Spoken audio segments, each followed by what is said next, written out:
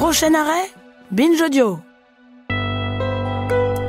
Depuis que je travaille sur les questions féministes et sur les masculinités, j'ai développé un radar pour repérer les phrases inquiétantes dans la bouche des mecs autour de moi. Par exemple, ce jour où un pote, qui était célibataire depuis plusieurs années, m'a sorti ça. Les meufs, en vrai, elles ont 300 options, moi j'en suis qu'une parmi d'autres. Ou cette fois où un auditeur mécontent nous a écrit un mail avec à la fin cette suggestion qui sonne très fort comme un avertissement. Si vous ne modérez pas vos propos, vous risquez de provoquer des réactions bien moins modérées que la mienne de la part des hommes. Pourquoi ça m'inquiète ? Parce que dans ces phrases, je perçois des relents de rhétorique masculiniste. Ces discours forgés par des militants de sphères très diverses qui se regroupent tous autour de la cause des hommes pour promouvoir la virilité, contrer les avancées féministes et dénigrer les femmes. Cette rhétorique se déploie avant tout en ligne chez des influenceurs de la manosphère. Mais elle essaime partout ailleurs, infuse nos interactions quotidiennes et devient du carburant pour les hommes violents. Dans son dernier rapport sur l'état du sexisme en France, publié début 2025, le Haut Conseil à l'égalité relevait que si les femmes sont de plus en plus féministes, les hommes, eux, sont de plus en plus masculinistes, surtout les jeunes. Au milieu de ceux qui s'abreuvent d'idéologies misogynes, certains se radicalisent jusqu'à commettre le pire. Et il est temps qu'on commence à prendre ça au sérieux.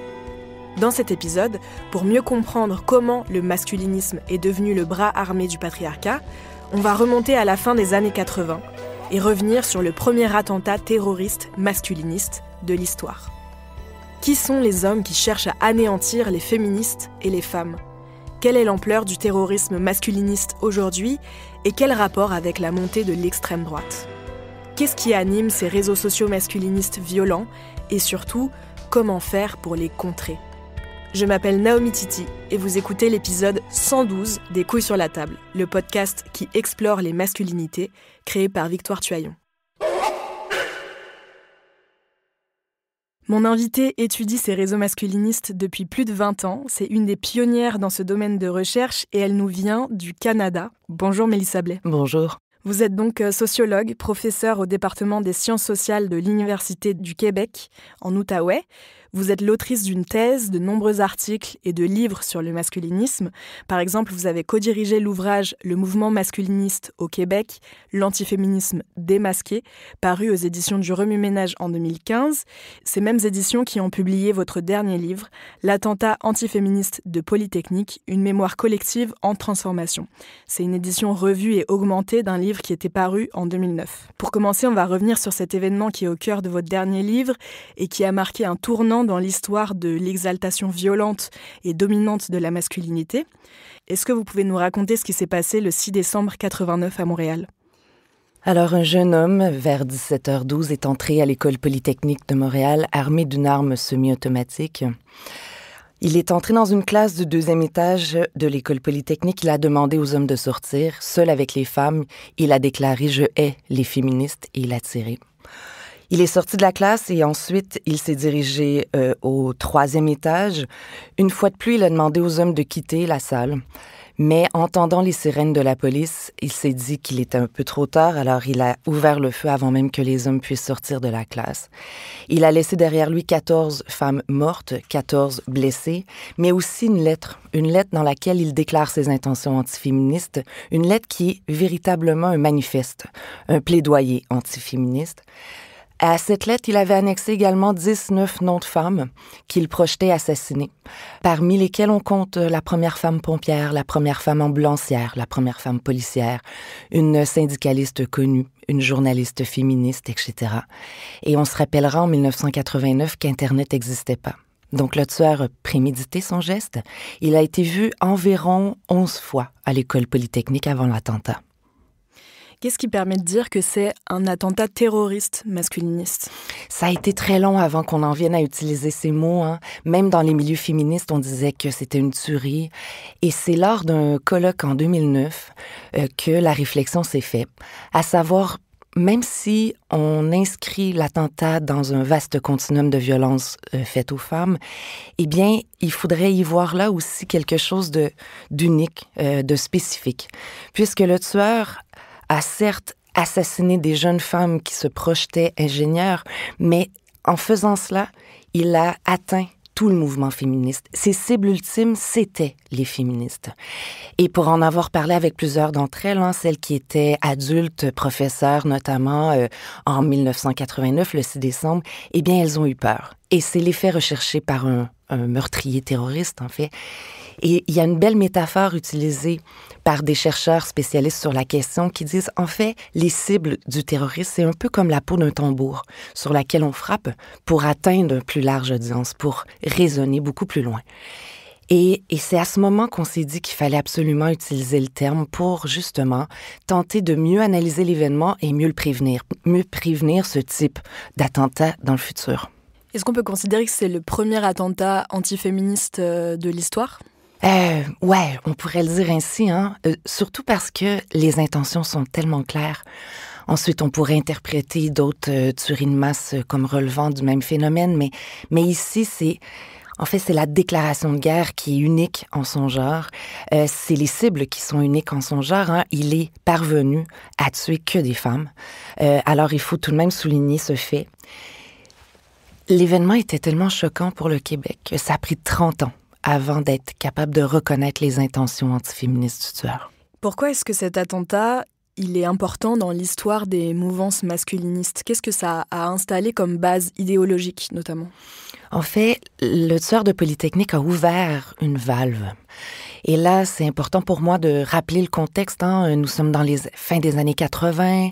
Le contexte politique est assez dur. C'est en fait le triumvirat de Thatcher, Brian Mulroney pour le Canada et Reagan au pouvoir. Donc, toutes les forces progressistes battent de l'aile puisqu'on a des politiques néolibérales et puis on porte atteinte beaucoup, en fait, au filet social. Le mouvement féministe ne fait pas exception. Il y a eu Suzanne Faludi aux États-Unis qui a écrit une brique de 600 pages qu'elle a appelée Backlash. Donc, comment culturellement on essaie de ramener les femmes à leur place. On en a un peu marre du mouvement féministe des années 70. Et là, il ouvre cette valve. Et ça permet justement le déploiement d'un vaste contre-mouvement antiféministe et je théorise le masculinisme comme une tendance relevant de ce vaste mouvement antiféministe. Un contre-mouvement antiféministe parmi lesquels on retrouve d'autres tendances. Les plus vocales, les plus déployées actuellement, si je puis dire, c'est le masculinisme, donc qui, justement, argumente cette question de la crise de la masculinité. Les hommes sont en crise à cause des femmes et des féministes, et c'est pour cette raison qu'on s'organise. Et on a aussi cette tendance conservatrice. On la voit se déployer contre l'avortement, notamment, contre le mariage des conjoints de même sexe, genre. Et là, pour ce qui est du masculinisme, et ce qui est intéressant avec cette théorisation des contre-mouvements, c'est que ça permet de voir deux choses. La première, c'est que à toutes les fois où une partie de la population se sent menacée, c'est-à-dire, ça peut être à tort ou à raison, mais ici, les hommes pouvant se sentir menacés par le féminisme, eh bien, on s'organise pour contrer le mouvement qui nous dérange. Eh bien, on le fait comment? On le fait en récupérant le vocabulaire, récupérant les modalités d'action, même les couleurs. On pense ici à Fatherhood Justice, qui est un groupe de pères séparés divorcés qui nous vient de Londres, qui a récupéré au début des années 2000 dans ses actions d'éclat. Je compte parmi les actions d'éclat, en fait, le fait d'avoir aspergé le premier ministre de l'époque, Tony Blair, d'une poudre violette. Et donc, on récupère le violet. On va également récupérer, comme je le disais, tous les concepts, les mots. Ici, le patriarcat se transforme en matriarcat. Et on va, à chaque fois, entretenir une relation d'imitation, toujours en fonction des avancées du mouvement féministe. Et j'aime bien donner l'exemple de la tendance conservatrice qui a récupéré les centres d'aide à la grossesse, les centres de planning familial qui peuvent venir en aide lors d'un moment d'hésitation à poursuivre ou non sa grossesse. Eh bien, ils ont copié exactement le même type de structure de service pour attirer des jeunes femmes en disant, eh bien, voilà, je t'offre un test de grossesse gratuit, et puis tranquillement, ils dissuadent ces jeunes femmes d'avorter. Et c'est vraiment une copie carbone, si on regarde sur le web, une copie carbone des centres d'aide à la grossesse pro-choix. Et si j'insiste sur cette question de l'avancée du mouvement féministe, c'est bien parce que À l'époque du suffrage, quand les femmes se mobilisaient pour le suffrage, eh bien, les opposants, les antisuffragistes, utilisaient pas du tout les mêmes arguments que les masculinistes aujourd'hui. Donc, on pouvait argumenter, en fait, l'absence ou le déni de citoyenneté des femmes au nom de l'infériorité intellectuelle, l'infériorité morale des femmes, alors qu'aujourd'hui, bien, certes, on retrouve ces discours un peu partout sur le web, malheureusement, ils sont de retour, ces arguments de l'infériorité, mais j'imagine mal quelqu'un se présenter dans une émission de grande écoute en disant, à part peut-être Éric Zemmour, en disant que on s'oppose aux féministes parce que les femmes sont inférieures intellectuellement. On doit constamment s'adapter aux avancées pour mieux contrer le mouvement.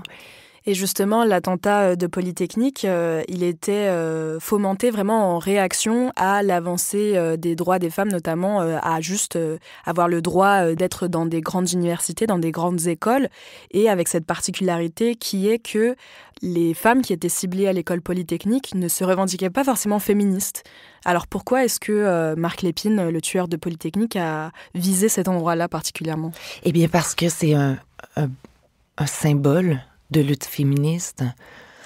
En fait, les féministes se sont toujours battues, peu importe les tendances libérales du mouvement féministe. Ce qu'elles veulent, c'est que les femmes puissent accéder à n'importe quel type d'emploi selon leur envie, leur désir.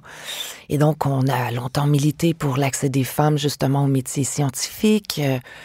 Et dans ce cas-ci, eh bien, Polytechnique, c'est un domaine très fermé. Elles étaient entre 17 et 19% d'étudiantes à l'école Polytechnique en 1989. Donc, c'est un métier non traditionnel pour les femmes. Elles ont tout de suite compris, les féministes, que c'était justement ce symbole qu'on attaquait, donc qu'on les attaquait. Et j'ai eu aussi la chance de converser avec des femmes ingénieures, sans même avoir eu connaissance de la lettre des intentions du tueur. Quand elles ont vu dans les médias des émissions spéciales où on a tout arrêté, à la radio, à la télévision, on a tout arrêté pour essayer de comprendre ce qui se passait dans l'immédiat, eh bien, tout de suite, elles me disaient avoir compris que c'était elles la cible et que c'était les féministes la cible. Vos recherches sur cet attentat et sur les mouvements antiféministes plus généralement, elles peuvent nous permettre de mieux saisir la réalité des mouvements masculinistes partout dans le monde et notamment en France. Il faut savoir que si au Québec cette tuerie a laissé une trace très importante dans les esprits, nous c'est un événement qu'on connaît assez mal ici. Je l'ai encore vu récemment en parlant de l'entretien qu'on allait avoir à mes proches, même à certaines féministes qui en fait ne savaient pas ce que c'était la tuerie de Polytechnique. Pourquoi est-ce qu'on devrait se sentir concerné en tant que Françaises et Français ?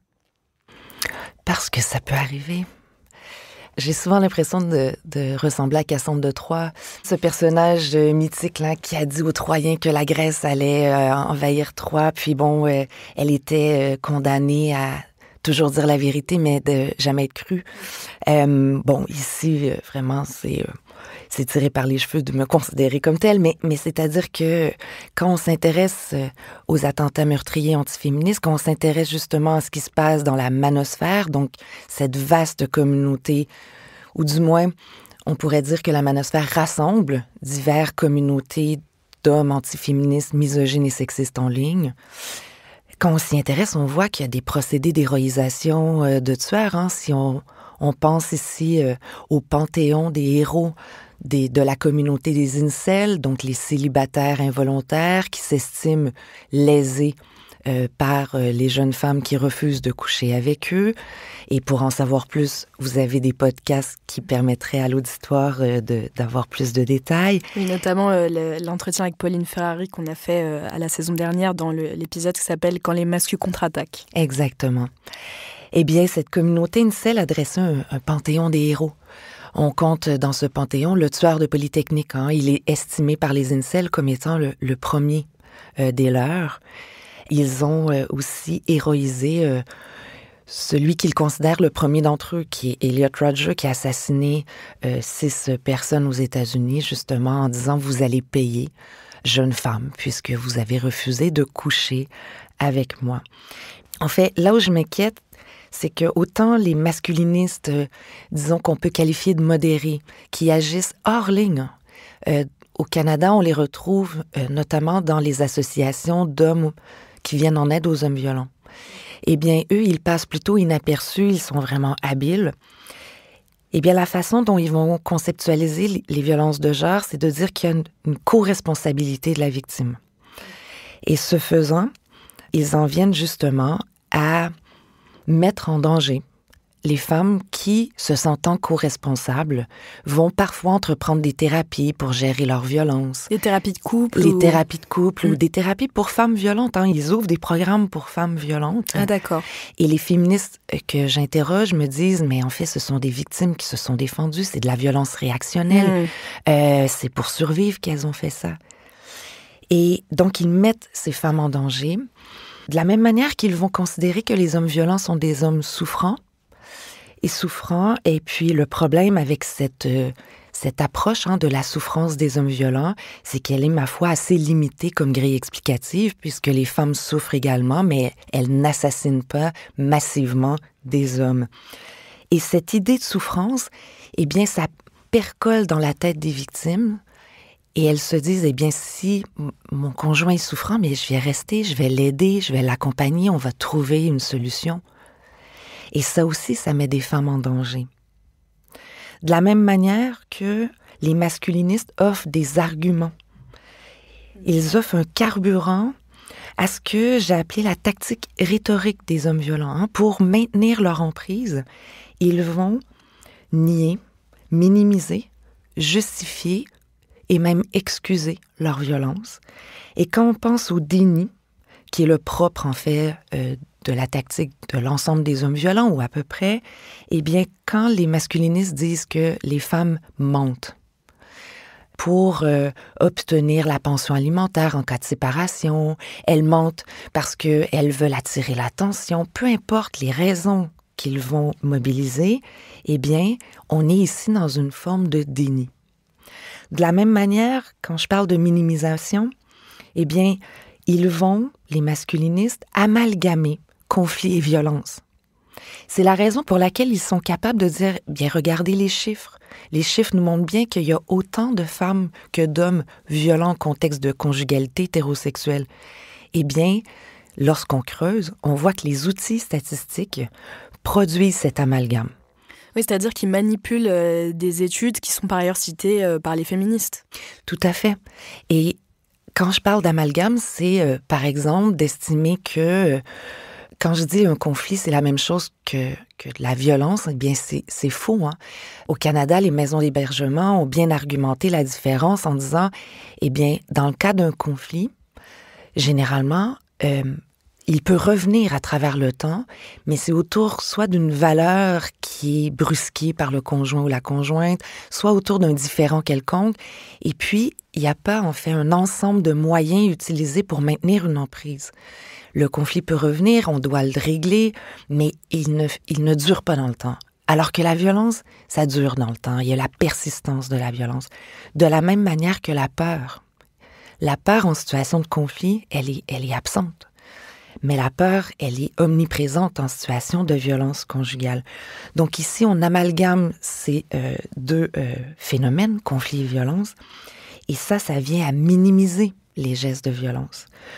Encore une fois, si je reviens sur le carburant offert par les masculinistes pour justifier les violences masculines, les violences conjugales, eh bien, pour la justification, on peut voir que la question de la souffrance masculine sert également de moteur, en fait. Ils viennent justifier, et c'est entendu par les féministes qui travaillent auprès de femmes victimes de violences.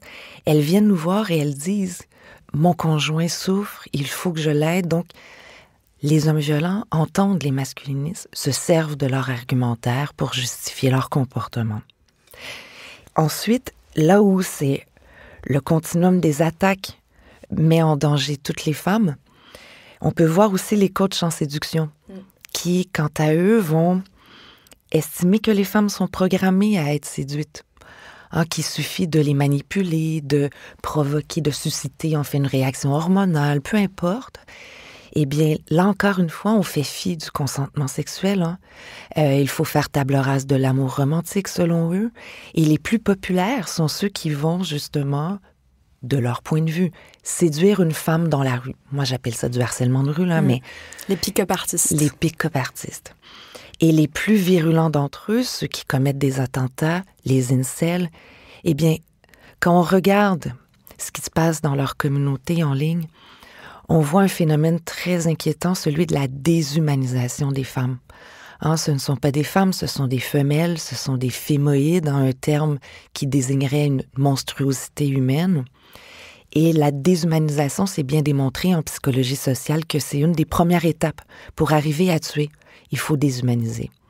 Donc, pour l'ensemble de ces raisons, on doit s'inquiéter de la présence soit modérée ou même bien radicale des masculinistes. En fait, ils mettent en danger l'ensemble des femmes. Et s'il y a eu cette croyance pendant longtemps en France que c'était quelque chose qu'on retrouvait qu'aux États-Unis, qu'en France, nous, il n'y a pas de masculiniste, où les gens sont galants, c'est un argument qu'on entend depuis longtemps. Vous, depuis votre regard du Québec, est-ce que c'est vrai? Est-ce que la France est moins masculiniste que les autres? Ah non, pas du tout. Non, parce qu'on les voit, il y a des travaux faits sur, justement, soit la manosphère française. Ce qui est particulier en France, cela dit, c'est que, en fait, la manosphère française, elle a encore ses frontières entre les communautés. Et c'est plus facile à étudier parce que tout se passe en français. On parle de politique française dans la manosphère française et on retrouve les communautés un peu, disons, traditionnelles qui ont été documentées par des beguines. Ici, je parlais des incels. On a aussi les MGTOW, les Men Going Their Own Way, qui sont des hommes qui veulent vivre séparés des femmes pour leur donner une leçon. Ils disent que en faisant cela, les femmes vont revenir pour pouvoir reproduire l'espèce. Il faut bien que les femmes reviennent et elles vont donc revenir à genoux en acceptant leur rôle, qui est un rôle de soumission. Voici pour les MGTOW. Mais toutes ces communautés sont assez classiques, alors qu'en Amérique du Nord, il y a comme une Macédoine. Les frontières sont plus poreuses. Ils s'empruntent énormément de hashtags, que ce soit féminazie, que ce soit mal alpha. Et ils vont en fait s'emprunter également des argumentaires. Les pick-up artists qu'on retrouve ici, eh bien, ils ont été un peu remplacés par les coachs de vie qui élargissent leur offre commerciale. Ils ne parlent pas que de la drague, en fait. Exact. Pour non seulement proposer des trucs et des astuces pour attirer les femmes, coucher avec elles, les séduire, mais en plus, offrir du rêve. Le rêve d'une masculinité, justement, conventionnelle, avec des trucs pour se muscler, pour devenir populaire, mais aussi du rêve pour devenir riche. Et c'est à travers, en fait, cette offre qu'on tente d'attirer surtout des jeunes hommes, à qui, par la suite, on dira que pour devenir riche, il faut dominer les femmes. Cette croyance sur l'exception française, ça me fait remarquer aussi que depuis qu'on parle un peu plus du masculinisme dans les médias, notamment en parlant beaucoup des incels, c'est ceux dont on parle le plus, on fait comme si c'était un phénomène qui était tout récent, qui était là depuis quelques années, alors que vos recherches montrent bien que ça remonte à bien plus loin, et même en France. Ouais. Ça remonte à... Oui. Et là, je pense aux travaux de Christine Barr, qui a vraiment bien documenté cette idée de la crise de la masculinité. On la voit également dans les régimes autoritaires. Et là, on peut le voir dans les régimes fascistes. Même le nazisme s'est construit autour de cette idée comme quoi il fallait redonner aux hommes cette masculinité en perdition pour contrer une féminisation produite par la judaïté. Ça ici, je pense aux argumentaires, en fait, du nazisme. Et donc, cette crise de la masculinité, elle est revampée par l'extrême droite maintenant, mais elle existait même dans les années 30. Elle servait de justification pour la mise en place de régimes autoritaires. Et on retrouve un peu le même phénomène aux États-Unis en ce moment, Trump qui représente cet homme fort, celui qui va sauver la nation, celui qui va justement casser cette féminisation des hommes états-uniens. Mais quand on dit hommes états-uniens, du point de vue de l'extrême droite, on parle évidemment des hommes blancs d'origine euro-américaine. La particularité de la tuerie de Polytechnique, c'est qu'elle a entraîné une longue bataille mémorielle avant d'être finalement reconnue comme un attentat antiféministe. C'est tout l'objet de votre dernier livre. cette bataille, elle oppose d'un côté une lecture féministe de l'attentat et de l'autre plusieurs arguments qu'on va passer en revue parce que ça va nous permettre de repérer quelques mécanismes soit d'évitement quand on parle des violences masculines, soit de déresponsabilisation. Par exemple, pour commencer, il y a eu cette idée autour de cette attaque que c'était le signe d'une violence généralisée ou alors le symptôme des meurtres collectifs qu'il y a en Amérique du Nord. Exact. La mémoire collective de l'attentat de Polytechnique est vraiment particulière. Face à cet événement traumatique, eh bien, il y a certaines tendances qui cherchent à nier ce qui s'est passé. C'est le cas de plusieurs mémoires traumatiques en Argentine, notamment. Eh bien, quand on regarde l'attentat du 6 décembre, on n'est pas face à des forces négationnistes. On reconnaît les 20 quelques minutes qu'a duré les faits. Or, on cherche des causes. Et c'est une mémoire collective qui se construit autour des causes explicatives. Comment se fait-il qu'un homme puisse entrer et assassiner que des femmes? Et justement, vous avez parlé de cette idée voulant que la cause principale serait la violence en général. Et ce qu'on fait, c'est qu'on va dire, alors, pour prévenir ce type d'événement, eh bien, il faut s'en prendre à toutes les formes de violence, autant dans la cour d'école, les jeunes hommes qui se bataillent, qui se chamaillent, autant à la télévision, voyez les bandes animées, Bugs Bunny qui frappe sur un canard, eh bien, il faut aussi lutter contre ce type de violence. C'est comme cette idée qui revenait beaucoup au début des tueries de masse. Je pense notamment à la tuerie de Columbine en 99 dans le Colorado aux États-Unis. Cette idée que la cause des tueries, c'était les jeux vidéo. Que les jeux vidéo rendaient les jeunes trop violents et que du coup, c'était ça qu'il fallait réguler pour que ça n'arrive plus. Exact. Merci de le rappeler. C'est exactement la même explication qui a été tentée dans le cas de Columbine. Mais le problème, c'est qu'on évacue totalement, d'une part, les intentions du tueur, mais aussi les origines, les causes réelles qui sont de l'ordre, en fait, des inégalités de genre, qui sont de l'ordre de la violence de genre, les causes sur lesquelles les féministes ont tenté, en fait, de lutter, de se mobiliser. Et on en a d'autres, des causes explicatives qui amalgament ou qui dénigrent le féminisme. On a ici ce que j'ai appelé la comparaison avec divers meurtres collectifs. Ce qu'on fait, c'est qu'on regarde ce qui s'est passé essentiellement en Allemagne, aux États-Unis, puisqu'en 1989, sur le territoire européen, c'est essentiellement en Allemagne qu'on a vu les tueries de masse apparaître. Et là, eh bien, évidemment, chaque tueur a des raisons qui leur appartiennent. Il y a des causes différentes et diverses. Mais le problème aussi avec cet argument, c'est que, eh bien, on va prétendre que tous ces tueurs sont fous. On fait en sorte que chacun de ces événements, ces tueries de masse, relève de l'exception. Il n'y a pas de cause, il n'y a pas d'origine sociologique. Oui, l'idée que c'était un déséquilibré, qu'il était solitaire, qu'il était très malheureux, alors que vous racontez dans votre livre que c'était pas tout à fait vrai, en fait, à propos de Marc Lépine, le tueur de Polytechnique. Effectivement. Le tueur de Polytechnique, eh bien, on a essayé deux choses, de le dépeindre comme un monstre, à savoir qu'il était soit misogyne, il avait des comportements prévisibles, alors que le journaliste Pierre Foglia est allé voir sa voisine avec la photo du tueur dans sa poche. Il a dit « Pouvez-vous me parler de lui ?» Et là, il l'a dépeint comme un monstre, en fait. Elle a dit oui, il avait des comportements vraiment déplorables, misogynes. Et lorsque le journaliste montre la photo du tueur, elle dit « Ah, mais je me suis trompée. C'était le colocataire, je pensais que c'était lui le tueur. Lui, il était gentil. Il m'aidait à porter les sacs quand je faisais les courses. Il ouvrait ma porte lorsque j'avais les bras chargés. Donc, c'est un homme tout à fait comme les autres. » On a aussi cherché à en faire un homme souffrant.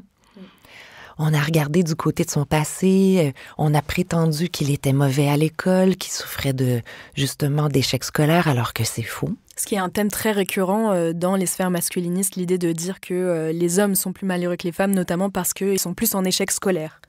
Et c'était une façon d'isoler l'attentat qui a été tellement largement reprise par psychologues, journalistes, que le tueur lui-même, dans sa lettre de suicide, l'avait prédit. Il a dit « Même si l'épithète « tireur fou » va m'être attribuée dans les médias, je me considère comme un érudit rationnel. Vous voyez, on est capable de prédire ce type d'argument. Il est commun, tout comme l'arme à feu. L'arme à feu, ici, la façon dont on en parle, c'est comme s'il n'y avait pas de tireur. Il y avait juste une arme qu'il fallait contrôler. Cet argument du tireur fou, j'aimerais y revenir parce que c'est quelque chose qu'on entend très souvent pour dédouaner les hommes violents et notamment les auteurs de féminicides conjugaux. Quand un homme tue sa conjointe ou son ex-conjointe, il y avait ça dans une affaire qui a été remise en lumière récemment, qui est l'affaire Quanta, le documentaire sur Netflix de Rockstar à tueur. Le cas Quanta a remis cette affaire en lumière en regardant comment on en a parlé à l'époque.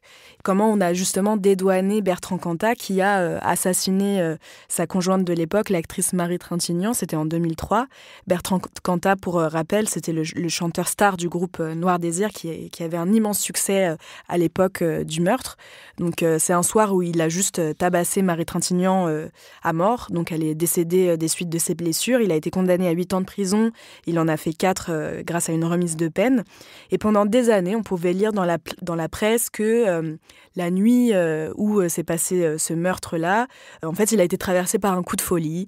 Il l'a tué parce qu'il était fou d'elle. Voilà, ça, c'est quelque chose qu'on a énormément vu dans la presse autour de ça, même très récemment. Alors qu'en fait, quand on creuse un tout petit peu, on apprend qu'au-delà de cette nuit-là, il était hyper contrôlant avec elle, très jaloux, et qu'en dehors de Marie Trintignant, il aurait aussi maltraité d'autres femmes, dont Christina Radi, qui était la mère de ses 2 enfants et qui s'est suicidée en 2010 dans la maison où elle vivait avec lui et leurs deux enfants. D'où elle sort cette tendance à psychologiser les violences masculines et a fortiori les violences masculinistes. À quoi ça sert ? En fait, ça permet la reproduction du statu quo. Ça nous évite de devoir agir sur les vraies causes parce que justement, à chaque fois, un fou n'est jamais responsable de ses actes. Et je tiens toutefois à dire que ce que je déplore également dans cet argument de la folie, c'est que ça porte atteinte aux gens qui ont des vulnérabilités en santé mentale. C'est une forme de capacité. Et moi, j'estime que c'est un problème. Dans le cadre de l'attentat du 6 décembre, donc à l'École polytechnique de Montréal, il y a l'Association des amis des schizophrènes du Québec qui ont écrit une lettre ouverte en disant « Attention, en élaborant des diagnostics, des hypothèses de diagnostic sur la santé mentale du tueur, eh bien, vous produisez des stigmas sur la communauté des schizophrènes, hein, parce que c'est un des diagnostics qu'on a élaborés. Et là, je vous dis pas qu'est-ce que je pense de l'approche déontologique de ces psychologues qui se sont permis d'élaborer des hypothèses de diagnostic alors que le tueur était décédé. Ils l'ont jamais consulté. Donc, on a dit que c'était schizophrénie paranoïde.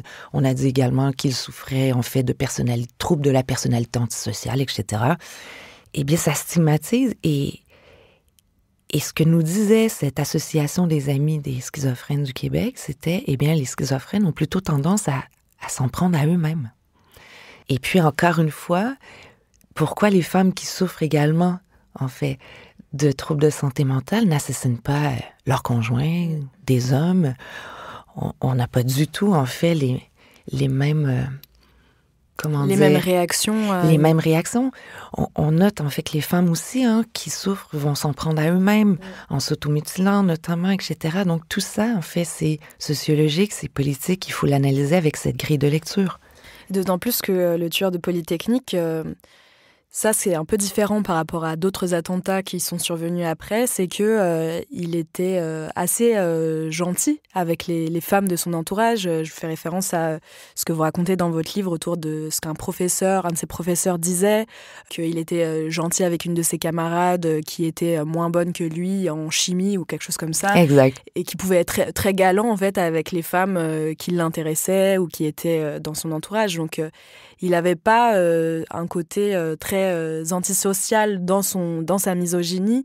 C'est vraiment quelque chose qui a été construit de façon politique, quoi, de façon vraiment assise en termes d'identité presque. Oui, il le répète dans sa lettre.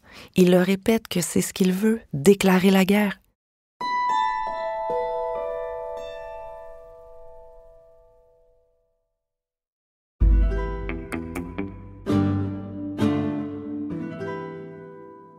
Un autre argument qu'on a retrouvé dans la presse autour de l'attentat de Polytechnique, c'est un dénigrement des féministes et de leurs réflexions.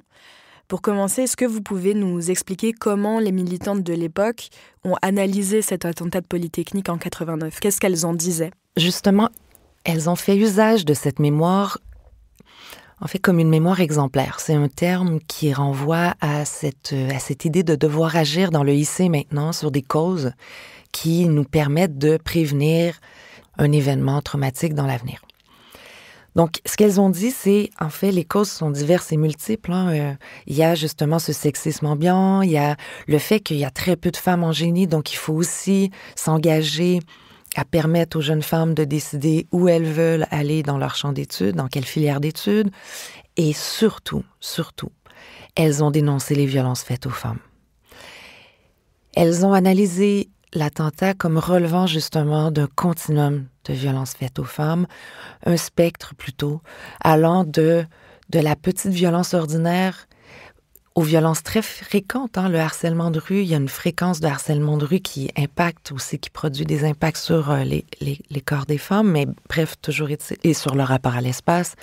Mais du harcèlement de rue à la violence conjugale, en passant par les attentats, on doit s'y attarder, mais aussi on doit militer pour, en fait, éradiquer ce problème. Qu'est-ce qu'on a opposé aux féministes par rapport à ces arguments-là ? Pourquoi est-ce qu'elles ont été dénigrées dans la presse ? À la fois au moment de l'attentat, quelques jours après, mais encore aujourd'hui, on retrouve ces mêmes tactiques rhétoriques qui permettent aux masculinistes de persuader des gens, à tout le moins, ils espèrent persuader les gens d'adhérer à leur cause ou de se désintéresser du féminisme. Donc, parmi les tactiques rhétoriques, on a celle du retournement, mais cette crise de la masculinité, elle en fait partie. Donc, ce qu'on fait, c'est que on récupère des mots, des mots, comme je le disais, mais cette fois, on peut penser au mot égalité. On reprend le mot égalité, on l'étend à d'autres populations, à d'autres situations, et on laisse à penser que les hommes, en fait, ils sont victimes d'inégalités. Et c'est vraiment étrange, c'est une version très étrange du mot égalité. C'est comme si c'est une version mathématique.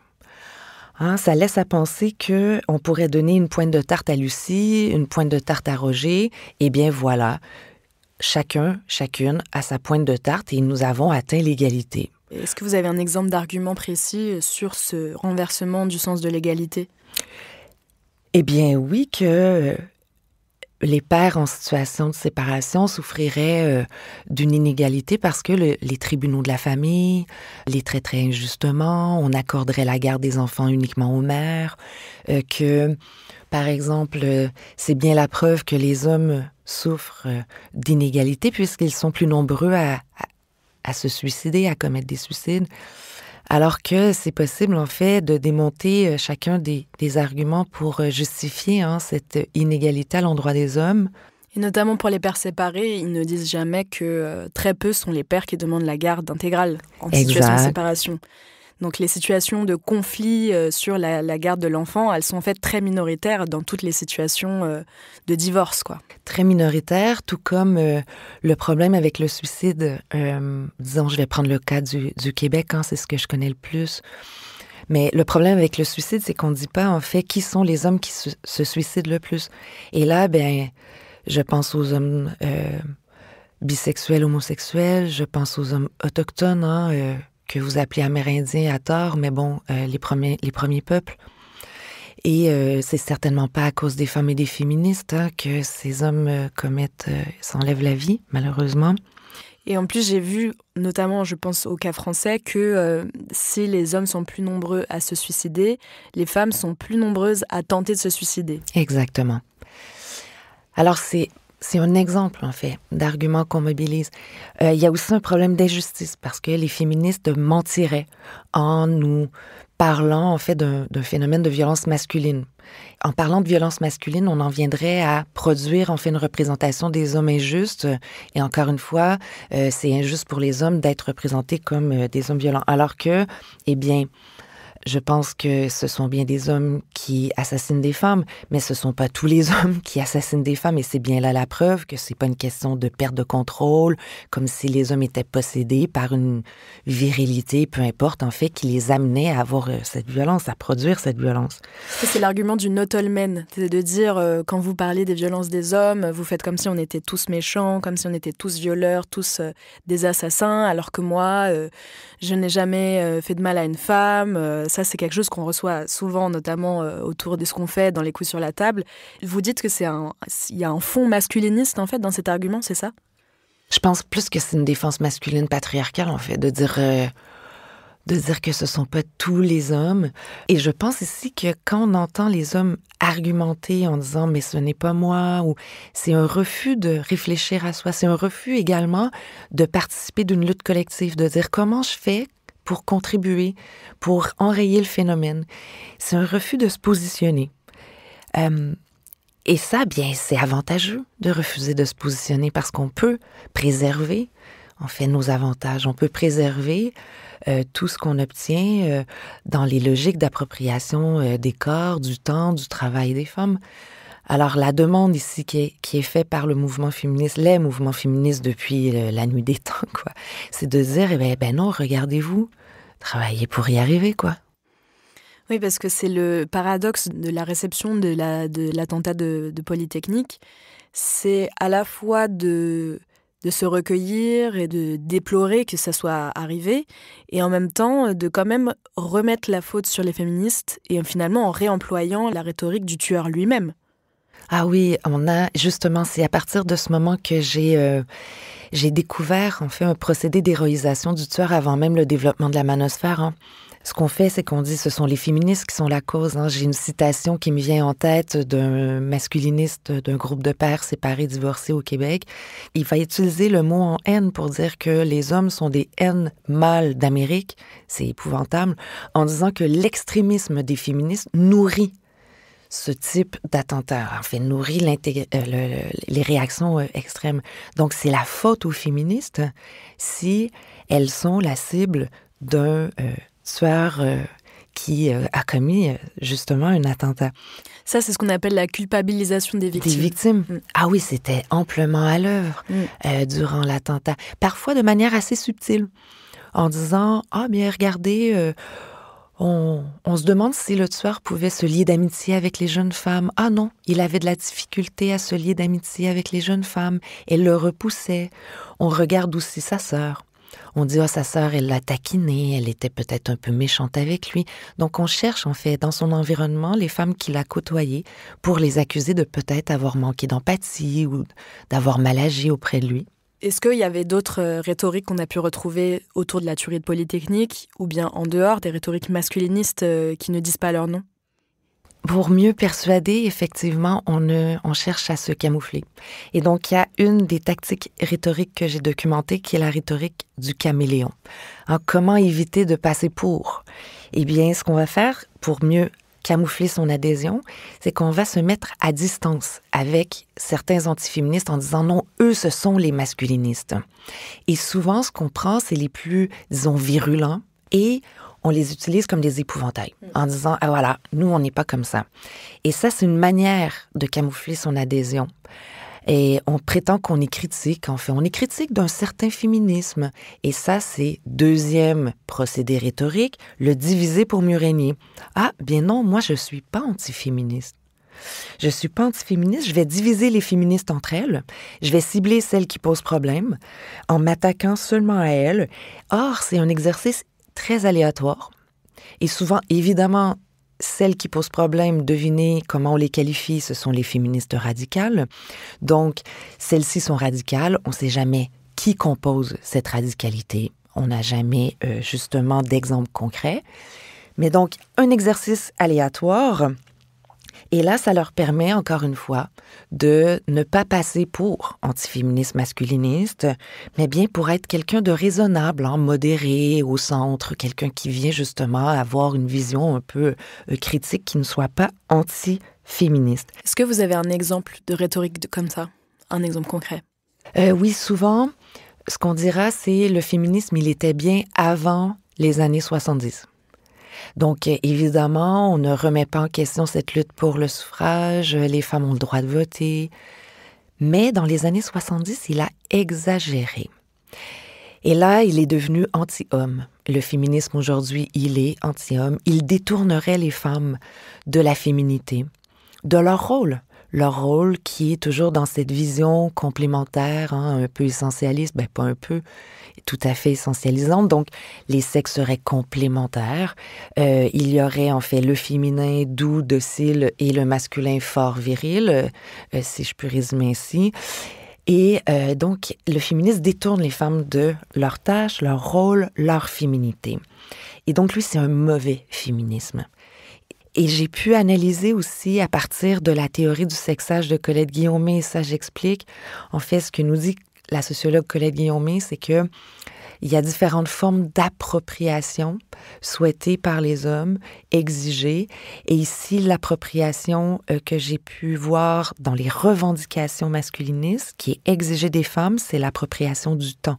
Elles doivent consacrer leur temps. Dans certains cas de pères séparés et divorcés, on dira par exemple, en fait, l'homme décide, mais la femme exécute. Donc, vous voyez, ici, le temps doit être consacré à la décision, à l'exécution d'une décision du père ou du conjoint. L'appropriation du corps aussi, c'est ce qui est revendiqué parfois même directement. D'une part, les masculinistes ne sont pas à proprement parler contre l'avortement. D'une part, ils vont dire... les femmes peuvent avorter, mais ça prend la décision du géniteur, disent-ils. Donc, les hommes doivent décider si elle poursuit ou non la grossesse. Donc, on parle ici d'un contrôle du corps. De la même manière, ils veulent contrôler la sexualité, un peu comme les incels, voire c'est eux qui décident avec qui ils vont coucher, c'est-à-dire qu'on doit se mettre à la disposition des hommes. Et j'ai l'idée qu'ils ont un droit au sexe, quoi. Ils ont un droit que les à femmes la sexualité. leur doivent du sexe. Ouais, c'est plus seulement un besoin, ici, c'est un droit. Et aussi l'appropriation, en fait, du travail des femmes, hein, parce que ce qu'elles doivent faire, selon eux, c'est exécuter des tâches pour le conjoint, pour les enfants. Alors, ce sont des défenseurs de ces formes d'appropriation. Ils souhaitent, en fait, que les hommes puissent bénéficier de tous ces avantages à travers le temps.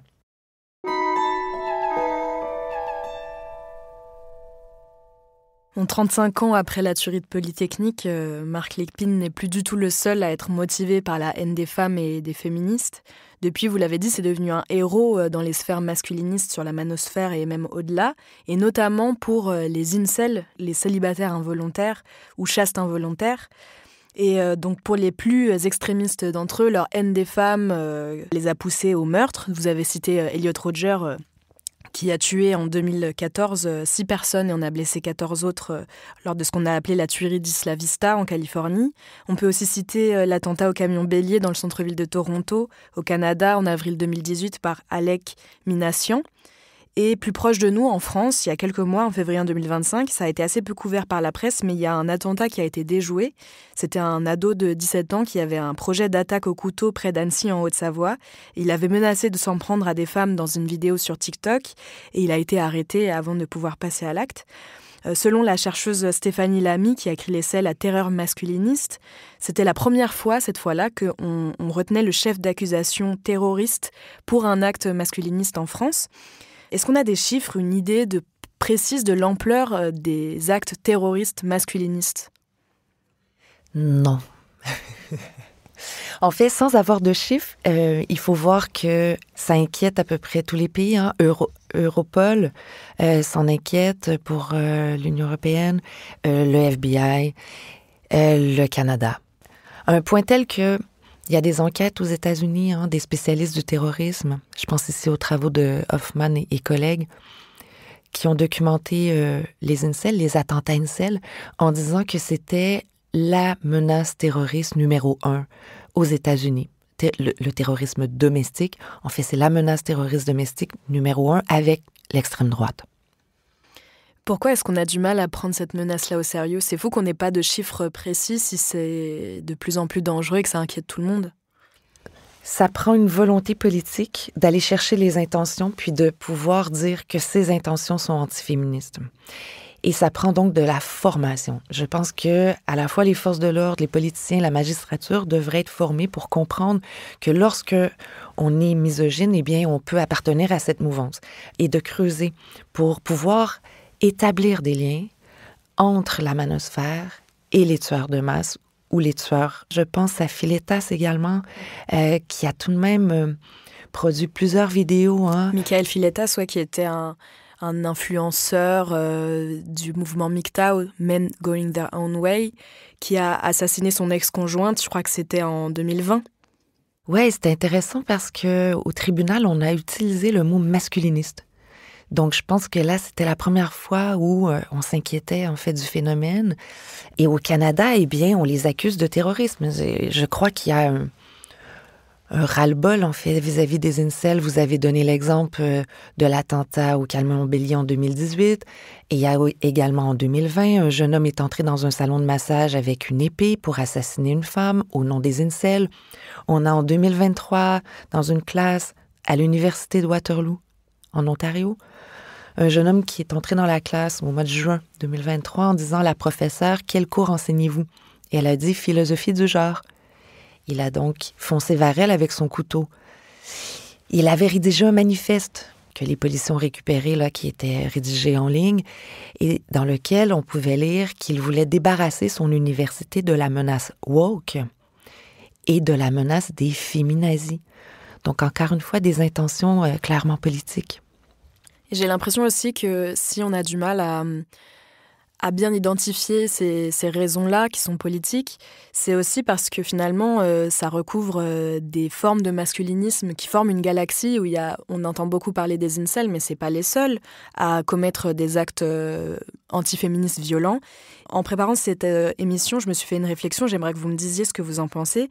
Est-ce qu'on peut dire que les féminicides en général, et même les féminicides conjugaux, pas seulement les tueries de masse, ce sont des actes terroristes masculinistes ? Intéressant. Il y a des nuances à faire. J'ai pas l'impression qu'un conjoint violent cherche à s'en prendre aux féministes de manière précise, avec un argumentaire raisonné. Ce qu'il veut, c'est exercer du contrôle. Et certaines enquêtes, qui sont un peu vieillots, ces études commencent à prendre de l'âge, mais on a démontré dans les années 70, en questionnant les hommes violents avec de très bonnes questions, pour connaître leur motivation à exercer de la violence, eh bien, ils disaient, moi, ce qui me fâche, c'est lorsque le souper est pas prêt. Oh, pardon, je suis en France. Le dîner est pas prêt. Ce qui me fâche, c'est parce que je veux un rapport sexuel et elle m'a dit non, j'y ai droit.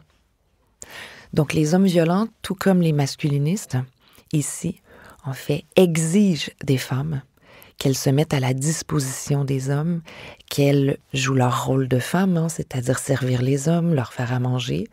Et ça, c'est le lien que je peux établir entre, disons, ce qui est revendiqué par les antiféministes, masculinistes, et les hommes violents. De la même manière que, je le disais précédemment, les hommes violents vont utiliser des arguments masculinistes pour justifier leur violence. L'intérêt de décrypter toutes ces mouvances masculinistes, c'est de montrer que c'est pas juste l'affaire de forums au tréfonds d'Internet avec quelques ados boutonneux qui échangent entre eux, c'est vraiment des mouvements politiques. Alors ça, qu'est-ce que ça veut dire concrètement ? Est-ce que vous avez identifié un projet politique précis de ce contre-mouvement masculiniste ? Le projet politique, c'est justement soit, de leur point de vue, ils ont l'impression que les hommes ont perdu du pouvoir, qu'ils ont perdu des avantages, qu'ils ont perdu des privilèges. Ils veulent gagner, regagner. L'objectif du contre-mouvement, c'est celui de ramener les femmes à leur place. C'est un rappel à l'ordre, mais aussi, en fait, le maintien de privilèges et d'avantages pour les hommes. C'est ce qui est largement exigé dans la manosphère. Quand on a préparé cet entretien au téléphone, vous m'avez raconté qu'en ce moment, vous êtes en immersion camouflée dans la manosphère. Alors racontez-nous, qu'est-ce qui vous interpelle ? Qu'est-ce que vous pouvez déjà analyser ? En fait, d'une part, il y a beaucoup de coachs de vie. En fait, ceux qui vont offrir un service, c'est parfois très lucratif. d'offrir ces trucs, ces astuces. Ils vont carburer, en fait, sur cette tendance du lifestyle, de la croissance personnelle. C'est vraiment le contexte culturel dans lequel ils se déploient. De prendre sa vie en main. De prendre sa vie en main. Ensuite, il serait erroné d'associer de façon trop stricte l'extrême droite au masculinisme. Dans la manosphère, j'ai repéré, du moins les magnifiques personnes étudiantes avec qui je travaille ont repéré des incels de gauche qui ont quitté la communauté incel, cela dit, en disant que tout de même, ils avaient du mal à trouver des camarades communistes parmi eux. Ça serait erroné, encore une fois, de dire que l'extrême droite est masculiniste ou vice-versa, puisque le masculinisme peut être aussi porté par des gens de gauche. Ensuite, il y a vraiment un rapport social structurant qui les unit tous, c'est celui de vouloir dominer les femmes. Je m'explique. Toujours chez les incels, en fait, on retrouve des sous-communautés, notamment les Asian Cels, les Afro-Cels, les Muslim Cels, etc. Mais aussi une communauté d'incels qui vont utiliser des avatars inspirés de tueurs de masse ou de personnages de fiction qui répondent à des critères de la masculinité hégémonique ou conventionnelle, ou qui vont aussi reprendre des figures de l'Allemagne nazie, croix gammée, etc. Et donc, ils sont ensemble et ils dialoguent. Et lorsque, disons, les Asian Cels se plaignent du racisme, eh bien, les néo-nazis les attaquent. Ils utilisent des arguments extrêmement racistes. Ils restent là. Ils continuent à dialoguer avec ces hommes qui les victimisent et qui les attaquent d'un point de vue raciste. Oui, parce que Asian Cels, c'est des incels asiatiques, c'est exactement, ça? Des incels asiatiques ou des Africains américains, les Afro-Cels. Et ils subissent en fait un racisme que je trouve assez virulent. Et ils continuent, ils persistent parce que le nous-homme est supérieur, en fait, aux divisions et à la racialisation. Et ça aussi, c'est important. Ensuite, ce qui est très intéressant, c'est qu'il y a des communautés également qui se moquent des incels. Donc ça, c'est une belle surprise. Hein. Il y a une étudiante qui a trouvé des incels... en fait, des féministes qui se moquent des incels, donc ça, c'est toujours agréable à lire. Ça fait du bien au moral. Et aussi des repentis. En fait, des incels qui ont quitté et qui donnent des trucs et des astuces à des parents, parce qu'il y a beaucoup de parents inquiets. Hein.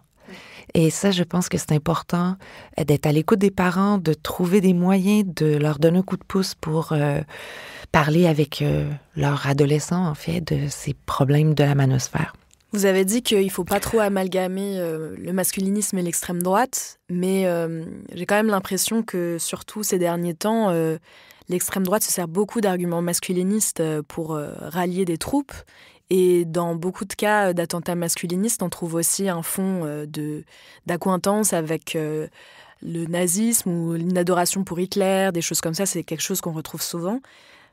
Même si ce n'est pas des groupes politiques identiques, on va dire, pourquoi est-ce que les deux s'accordent aussi bien? On peut voir des liens à 3 niveaux. Premier niveau, eh bien, si on regarde justement la justification même pour la prise de pouvoir des régimes comme le nazisme, eh bien, il y avait cette idée de la crise de la masculinité. Le féminisme a toujours été un adversaire, en fait, des régimes comme fascistes ou l'extrême droite.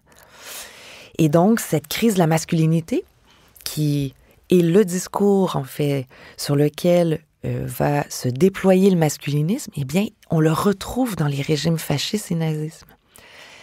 Et cette crise de la masculinité, eh bien, elle justifie la présence d'hommes forts, elle justifie de s'attaquer à une altérité qui serait à l'origine de la féminisation des hommes.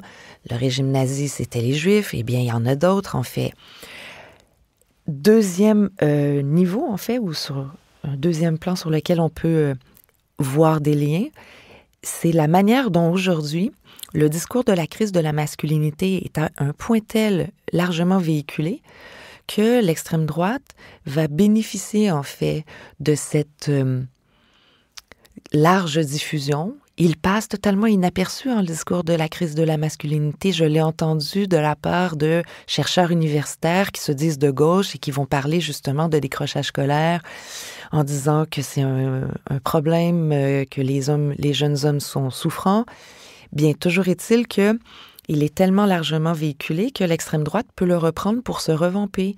Et évidemment, ils vont blanchir cette masculinité. Celle qui est en crise, c'est la masculinité blanche. Et puis, ils vont aussi, justement, établir des liens, directement ou indirectement, sur la définition de leur adversaire. Ils ont les mêmes ennemis. L'extrême droite a évidemment un adversaire extérieur, celui qui vient produire, en fait, on va dire le grand remplacement, ou qui vient mettre en danger la civilisation, un terme qu'ils utilisent encore pour parler, disons, de la France notamment. Et puis, l'ennemi intérieur, eh bien, c'est le même. C'est les féministes, c'est les antiracistes, c'est le mouvement LGBTQIA+, et c'est ce qu'ils appellent aujourd'hui les woke. Bon, les conservateurs ont repris le mot, ils l'ont resignifié pour nous mettre à peu près tous dans un même panier, sous le vocable woke. Et c'est les mêmes. Et là, on voit les masculinistes utiliser ce mot, woke.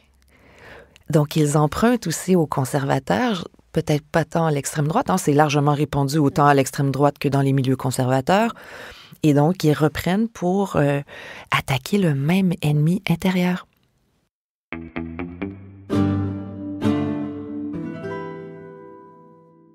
Bon, à chaque fois que je me renseigne sur la montée du masculinisme, je me sens un peu envahie par la peur, je dois le dire. Mais quand on a préparé cet entretien, vous m'avez dit, alors même que vous travaillez dessus depuis plus de 20 ans, que c'est le signe que le féminisme va bien. Je reviens à la théorie des contre-mouvements. En fait, ce qu'on dit, c'est que c'est pas tous les mouvements sociaux qui vont provoquer en fait une réaction. Ce sont les mouvements qui, justement, sont les moins consensuels. Mais ce sont aussi les mouvements qui vont alerter une partie de la population qui sent que ses droits sont en danger.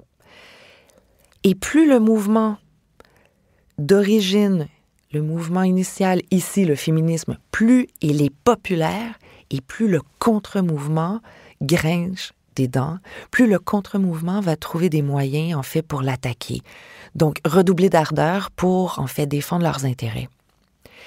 Et c'est bien la preuve que le féminisme va bien puisqu'on parle et on s'inquiète de ce masculinisme qui se déploie un peu partout. Et pour le Canada, eh bien, les chiffres sont plutôt intéressants. Le sondage Environics en 2021 qui posait la question à l'ensemble des Canadiens et Canadiennes à savoir est-ce que vous adhérez au féminisme? Donc, question très intéressante, elle est directe. Et là, on a 70% des jeunes Canadiennes âgées entre 18 et 24 ans qui se disent féministes en 2021. Elles étaient 36% en 2001. Même chose du côté des garçons. En fait, ils sont 40% en 2021 à se dire féministes, alors qu'ils étaient 28% en 2001. Évidemment, avec la tendance actuelle, il serait intéressant et je suis curieuse de voir les nouveaux sondages produits peut-être cette année ou l'année prochaine pour voir si les chiffres sont les mêmes, puisqu'on fait face justement à ce vaste mouvement d'opposition. Mais je pense que ceci explique cela. C'est parce que le féminisme est populaire. Il faut se défendre contre lui. Avant de clôturer notre entretien, j'aimerais qu'on donne quelques pistes pour savoir comment agir contre le masculinisme, a fortiori le terrorisme masculiniste.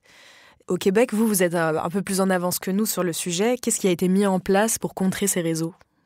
D'une part, le mouvement féministe a répliqué, c'est-à-dire qu'il a tenté de documenter aussi. Elles se sont en fait réunies pour partager des informations. Donc, je pense que c'est très important que les féministes partagent des informations. Qui subit des attaques? Comment elles le sont? Quelles sont les avancées qu'on peut faire justement en travaillant en collectif? Et pour moi, c'est vraiment une des clés. Historiquement, je crois que les mouvements sociaux ont été justement à l'origine de bien des changements positifs. Donc ici, je pense que c'est la même chose. Ensuite, je parlais de vigilance dans les écoles. Ça aussi, il faut aider les professeurs, les enseignantes, enseignants, puisqu'il y a des enquêtes qui sont assez inquiétantes, qui nous montrent qu'en Australie, par exemple, l'adhésion à Andrew Tate, donc cet ancien champion de kickboxing qui a ouvert une université qui s'appelle Ashler, là, mais qui a été accusé, en fait, de trafic humain, d'agression sexuelle. C'est vraiment horrible. Donc, lui, il dit des choses, ma foi, extrêmement graves sur le web, notamment qu'il faut lacérer le visage de sa copine si jamais elle pose la question « Est-ce que tu me trompes? » Et c'est un gros influenceur masculiniste. Il est très, très suivi. Il est énormément suivi. Il inquiète l'Angleterre. Et donc, l'Australie a posé la question aux jeunes hommes, mais surtout à l'école. Il y a une enquête en Australie qui demande aux enseignantes comment est-ce que vous observez l'influence d'Andrew Tate? Et elles disent oui.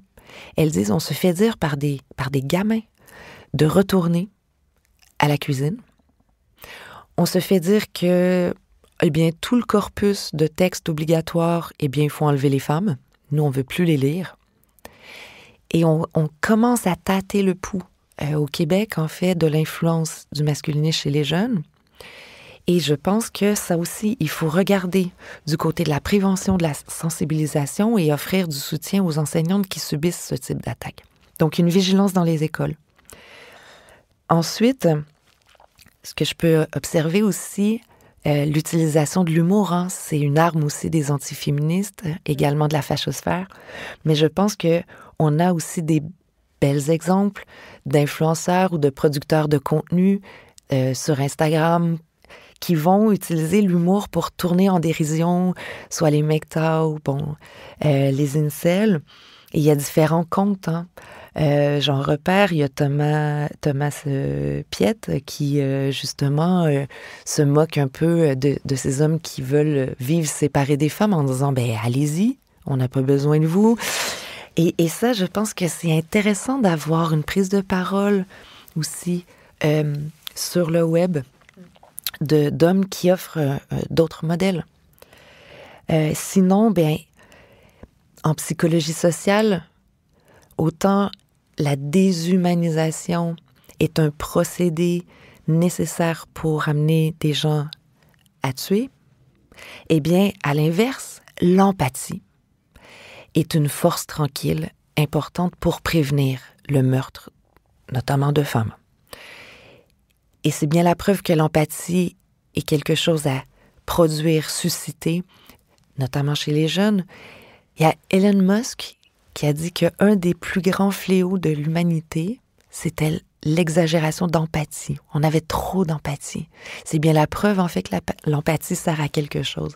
Et il est largement démontré que l'empathie, justement, lorsqu'on est capable de se mettre à la place de l'autre et qui vivent des obstacles, des expériences qui sont très différentes des nôtres, là.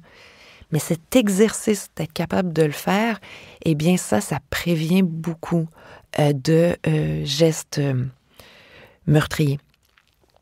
Et enfin, il est aussi démontré que dans la hiérarchie sociale, plus on a des avantages, des privilèges et plus on est au haut du sommet et moins on est capable justement d'empathie. Je pense qu'il faut lutter contre l'ensemble des inégalités sociales pour arriver à contrer ce phénomène de manque ou d'absence d'empathie sociale. Et aussi apprendre la différence entre la contrariété et l'oppression. Parce qu'à force d'entendre des hommes hyper privilégiés en fait se dire que c'est la catastrophe, qu'ils sont souffrants, je me demande vraiment, en fait, s'ils sont pas plutôt vivent pas plutôt une forme de contrariété. Et je pense que ça, c'est le propre de tous les êtres humains, en fait, de se buter à une forme ou une autre d'obstacle dans la vie. Et parfois, c'est de l'ordre de la contrariété. Il faut arrêter, quoi. Mais en termes de rapport de force, quand même, c'est vrai que j'imagine que ça ne doit pas être évident de considérer qu'on doit lâcher ses privilèges pour vivre dans un monde plus égalitaire. Est-ce que y a des choses qu'on peut mettre en place ou des façons de penser qui permettent de ne pas se sentir lésé dans ce projet-là vers l'égalité? Être attentif aux récits des autres, justement. Il y a beaucoup de témoignages sur le web. Il faut les écouter, ces témoignages. Et comme je le disais, les féministes, elles continuent, elles agissent, elles produisent également des contenus sur le web, elles écrivent des livres, elles lisez-les. Pour explorer, en fait, une réalité à partir d'un point de vue qui n'est pas nécessairement le sien, il faut s'attarder à lire des points de vue qui nous permettent de voir autrement la vie, autrement les rapports sociaux. Et j'ai un exemple ici qui me vient d'une lecture on la connaît, Patricia Hill Collins, la sociologue africaine-américaine, qui a rédigé justement sur les croisements entre racisme et sexisme. Et elle cite beaucoup des descendantes d'esclaves, en fait. Des femmes qui se sont retrouvées à devoir exercer un travail très pénible, de servir des Blancs à domicile. Et je retiens une citation d'une descendante d'esclaves dont le nom m'échappe, qui disait, en fait, c'est étrange, les Blancs, ils savent pas qui a lavé les vêtements. En fait, ils ont l'impression que c'est magique. Et ils ont l'impression, en fait, que tout s'est nettoyé seul, que le rouleau de papier de toilette, comme ça, il apparaît magiquement. Ou François de Saint-Gly a parlé de la fée. Les hommes aussi, ils pensent vraiment que tout est magique. Il y a la fée, en fait, qui vient ici nettoyer, faire la lessive. Et elle le dit, mais nous, les Noirs, on peut pas penser comme ça. Et c'est pas bon pour l'esprit de penser comme ça. Et je pense que quand on est dissocié totalement de la logique de production des choses et du travail, eh bien, ça nous amène à ne plus voir l'exploitation, l'oppression. Et il faut se reconnecter avec et se poser la question, qui a fait la tâche? Pour finir, quelle œuvre d'art vous voudriez nous recommander? Alors, je vais vous surprendre peut-être. Je vais vous parler du collectif féministe Guerrilla Girl, qui est un collectif new-yorkais qui est né en 1985 à New York. Et les Guerrilla Girls ont beaucoup fait de performances. En fait, en 85, elles entraient dans les musées. Elles portaient sur leur tête un masque de gorille.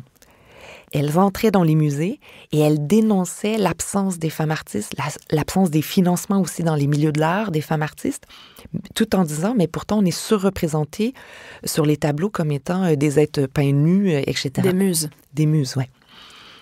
Elles ont accepté de nous faire une œuvre lors des commémorations des 20 ans de l'attentat de Polytechnique, donc en 2009. Elles nous ont fait une œuvre qui s'appelle « Troubler le repos ». Une toile sur laquelle on retrouve un mur qui est graffité. Et les graffitis, ce sont des courts extraits de phrases très, très misogynes, allant de Aristote à Platon en passant par le chanteur Eminem. Et on retrouve également, la phrase du tueur « Je hais les féministes ». L'œuvre est disponible sur le site de la galerie de l'UQAM, l'Université du Québec à Montréal. Merci beaucoup, Mélissa Blais. Merci.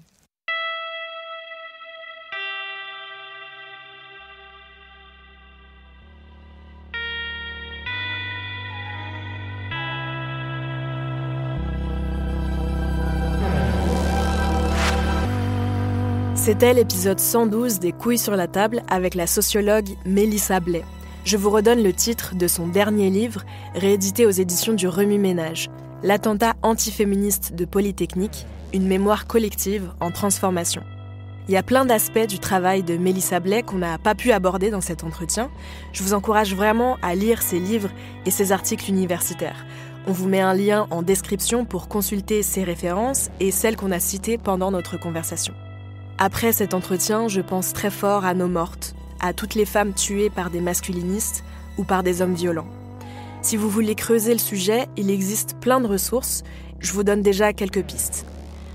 D'abord, le livre de Stéphanie Lamy, La terreur masculiniste, paru en 2024 aux éditions du Détour. Dans ce livre, elle répertorie les grandes mouvances masculinistes et leurs spécificités. Vous pouvez aussi regarder la mini-série Adolescence qui a cartonné sur Netflix. L'intrigue tourne autour du meurtre d'une ado par un de ses camarades du collège et ce drame a tout à voir avec la manosphère.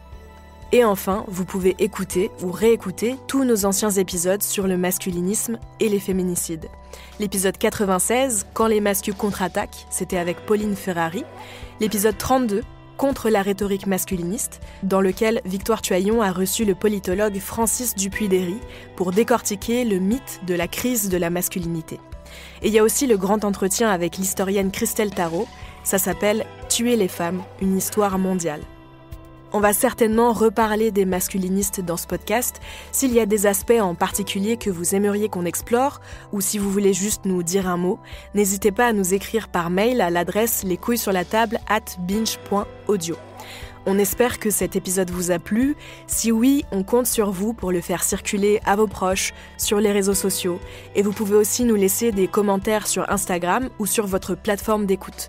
C'est une manière très simple et concrète de soutenir notre travail parce que ça nous aide à faire connaître le podcast au-delà de ses sphères habituelles. Les couilles sur la table, c'est un podcast créé par Victoire Tuaillon et produit par Binge Audio. Je m'appelle Naomi Titi, j'ai préparé, mené et monté cet entretien. Paul Berthiaud est à la prise de son et à la réalisation. Marie Foulon à la production et l'édition. Pour la communication, c'est Lise Niederkorn et Léna Fourgeot qui s'en occupent. Thomas Rozek, c'est le rédac-chef de Binge Audio et Alban Philly, la directrice de production. Merci à toute l'équipe, merci à Mélissa Blais et merci à vous de nous avoir écoutés jusqu'au bout. Dans le prochain épisode, Talma Desta recevra la chercheuse Marion Olaran-Lagan pour plonger dans le monde de la tech et de sa culture bro. À bientôt!